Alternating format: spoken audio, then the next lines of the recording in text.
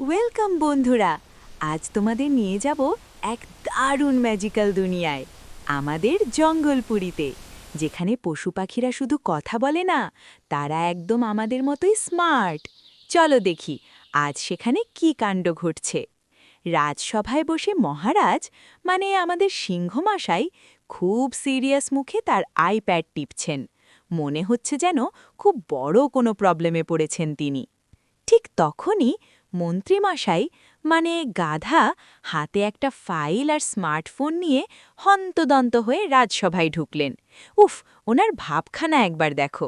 মন্ত্রী, পাশের বনের রাজা তো আমাদের নিয়ে সোশ্যাল মিডিয়া হেভি ট্রোল করছে, তুমি কি দেখেছো?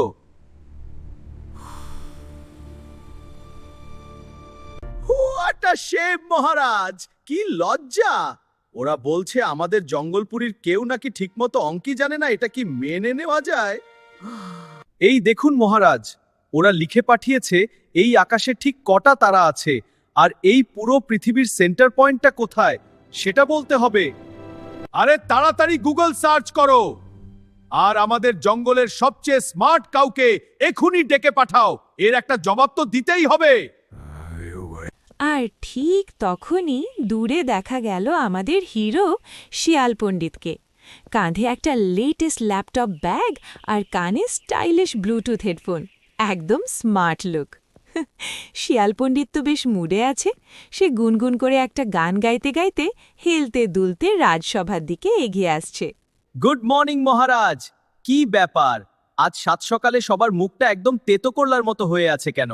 Just chill. চিল করার সময় নেই পণ্ডিত। পাশের জঙ্গলের রাজা আমাদের বুদ্ধিকে চ্যালেঞ্জ করেছে। আকাশের তারা আর পৃথিবীর মাঝখানটা নিয়ে খুব বড় একটা পাজল দিয়েছে। পণ্ডিত মশাই, এটা কিন্তু খুব সায়েন্টিফিক ব্যাপার, আপনার মাথায় কি এসব ঢুকবে, নাকি আমি উত্তর দেব? ওরে আমার পণ্ডিত রে, মন্ত্রীমশাই, এসব প্রশ্নের উত্তর তো প্লেন লজিক দিয়েই দেওয়া যায় বস। মহারাজ, চিন্তা করবেন না, আমার শুধু একটা ভেড়া আর কয়েকটা লম্বা মোটা দড়ি লাগবে, ব্যাস, কালকেই সব ক্লিয়ার হয়ে যাবে। সভার অন্য পশু পাখিরা তো অবাক। তারা একে অপরের দিকে তাকাচ্ছে আর ভাবছে, একটা খুঁটি আর দড়ি দিয়ে আবার পৃথিবীর সেন্টার পয়েন্ট মাপা যায় নাকি। পরের দিন সকালে জঙ্গলপুরের পার্কে বিশাল ভিড়, চারদিকে শুধু পশু পাখি। সবাই যেন কোনো একটা বড় সভা দেখতে এসেছে। মাঠের ঠিক মাঝখানে আমাদের শেয়াল পণ্ডিত একটা লাঠি হাতে দাঁড়িয়ে আছে, পরনে ধুতি আর চোখে চশমা। কি কনফিডেন্স দেখেছ! ঠিক তখনই মহারাজ আর মন্ত্রীমশাই একটা রাজকীয় জিপে করে মাঠে পৌঁছালেন। উফ, পুরো সিনেমার মতো এন্ট্রি হলো তো! শিয়াল পণ্ডিত মাঠের মাঝখানে একটা ছোট্ট গর্ত খুঁড়লেন। সবাই নিঃশ্বাস বন্ধ করে তাকিয়ে আছে। এখন পণ্ডিত মশাই আসলে কি করতে চলেছেন? পণ্ডিত সেই গর্তের ভেতর খুঁটিটা পুঁতে দিলেন, তারপর চারদিকে দড়িগুলো টানালেন, যেন বড় কোনো সায়েন্স এক্সপেরিমেন্ট চলছে সেখানে। মহারাজ, তাকিয়ে দেখুন, এই যে খুঁটিটা আমি পুঁতলাম, এটাই হলো আমাদের পৃথিবীর একদম সেন্টার পয়েন্ট। বিশ্বাস না হলে গুগল ম্যাপ মিলিয়ে নিন। কি আতা বলছেন? এভাবে বললেই কি হবে? আপনার কাছে কি কোনো জিওগ্রাফিক্যাল প্রুফ আছে যে যে এটাই সেন্টার পয়েন্ট? খুব সহজ প্রুফ আছে মন্ত্রীমশাই, যদি বিশ্বাস না হয় তবে এই ইঞ্চি টেপটা নিয়ে পুরো পৃথিবীটা মেপে দেখুন, এক চুল ভুল হলে আমার কান কেটে দেবেন। মন্ত্রীর তো এবার একদম অপ্রস্তুত অবস্থা। সে চারদিকে ফ্যাল ফ্যাল করে তাকিয়ে আছে। পুরো পৃথিবীটা মাপা কি আর চারটিখানি কথা? এবার পণ্ডিত মশাই একটা বিশাল ভেড়াকে টানতে টানতে মঞ্চে আনলেন। ভেড়াটা শুধু ম্যা ম্যা করছে, আর সবাই ভাবছে এটা আবার কি হতে চলেছে।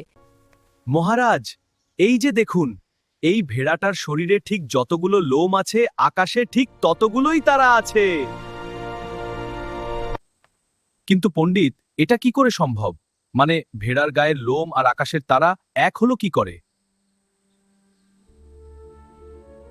মহারাজ, যারা অসম্ভব আর ফালতু প্রশ্ন করে, তাদের উত্তরটাও তেমনই হওয়া উচিত। মন্ত্রীমশাই, আপনি একবার ভেড়ার লোমগুলো গুনে মিলিয়ে নেবেন নাকি? মহারাজ তো হাসিতে একদম ফেটে পড়লেন আর পুরো জঙ্গলপুরীর পশু পাখিরা হাততালিতে মাঠ ভরিয়ে দিল।